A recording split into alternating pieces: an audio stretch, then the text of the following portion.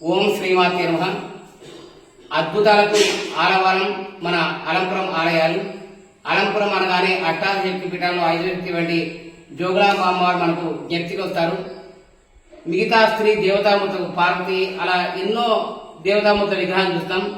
అక్కడ కనిపించే ఆ యొక్క విగ్రహాలకు జోగులాంబ అమ్మవారికి చాలా వైవిధ్యభరితంగా చాలా భిన్నంగా ఉంటాయి.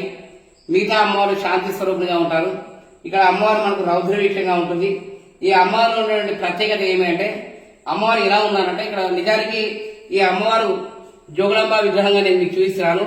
అమ్మవారి గర్భాలయంలో కలుగుతాయంటే ఆ యొక్క మూల విరాట్ నేను మీకు చూపించలేను కాబట్టి అమ్మవారు అదే ఆ యొక్క వీళ్ళిద్దరు అమ్మవారి ద్వారపాలికలు.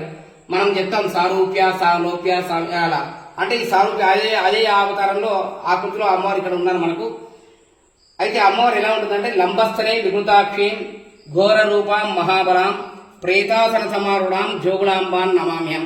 లంబస్థనీయం అంటే పెద్ద పెద్ద స్థలాలు కలిగి ఆ యొక్క పాలన అంటే ఈ యొక్క లోకంలో ఉండేటువంటి సకల ముక్కోటి జీవరాశులను కూడా అమ్మవారు పాలిస్తూ పరిపాలిస్తున్నారు. వికృతాక్షయం అంటే భయంకరమైన కళ్ళు, ఘోర రూపం చూడడానికి రౌద్ర వీక్షణం, ప్రేత మహాబలం అంటే అమ్మవారు చాలా శక్తివంతమైన ప్రేతాసన సమారుడు. చూడండి అమ్మవారు ఎలా కూర్చుంది ఆసనం. మిగతా దేవతామూర్తులేమో వాహనాల మీద లేకుంటే ఆ యొక్క పద్మ మీద కూర్చుంటారు. ఇక్కడ అమ్మవారు ప్రేతాసన సమారుడాం. అమ్మవారి శిరస్సు మీద మీరు బాగా గమనించాలి. బల్లి తేలు గుడ్లగూబ కపాలం ఉంటుంది.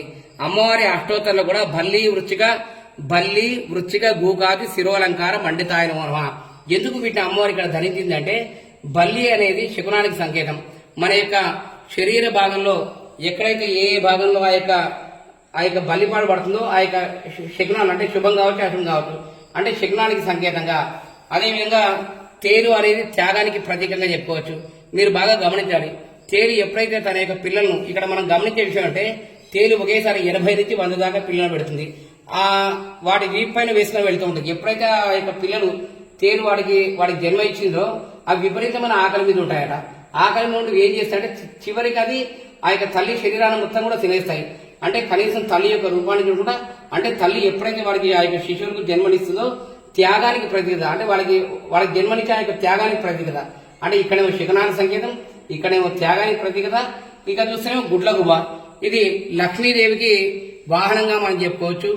అదేవిధంగా కపాలము ఇది ఒక తంత్రశక్తికి మనం ప్రతీకగా చెప్పుకోవచ్చు. అంటే ఇక్కడ మహాకాళి, మహాలక్ష్మి, మహాసరస్వతి అమ్మవారిని మనం ఆరాధించడం వల్ల, అమ్మవారిని దర్శనం చేసుకోవడం వల్ల, అమ్మవారిని వీక్షించడం వల్ల జనాకర్షణ, రూపాకర్షణ, ధనాకర్షణతో పాటుగా ఆ యొక్క దృష్టి సంబంధించి ఆ యొక్క నరదృష్టి అని చెప్తాం కదా, ఆ యొక్క దృష్టికి సంబంధించి ఎలాంటి దోషాలను కూడా తొలగించేట ఆ యొక్క మహాశక్తి జోగులాంబ అమ్మవారు. కాబట్టి మీరంతా కూడా ఇలాంటి మన ఈ రాష్ట్రంలో ఏకైక శక్తిపీఠంగా ఉన్న ఈ జోగులాంబ ఆలయాన్ని అందరూ కూడా వీక్షించాలి, దర్శించాలి, తరించాలి.